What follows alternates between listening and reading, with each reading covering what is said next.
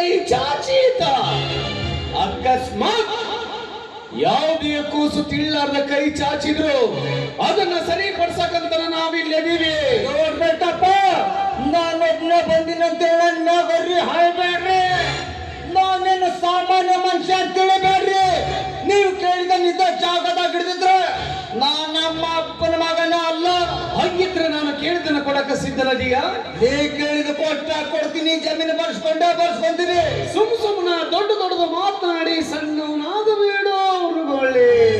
ಸುಮ್ಮನೆ ಮಾತಾಡಿ ಅಭ್ಯಾಸನ ಏನು ಪಲ್ಲಕ್ಕೆ. ಸಮಾಧಾನ. ನಮ್ಮೂರಿನ ಜಮೀನಿನ ಮೇಲೆ ಯಾಕಪ್ಪ ನಿಮ್ಮ ಮಂತ್ರಿಗಳ ಕಣ್ಣು? ಹಿಂದುಳಿದ ಪ್ರದೇಶದೊಳಗ ಕೈ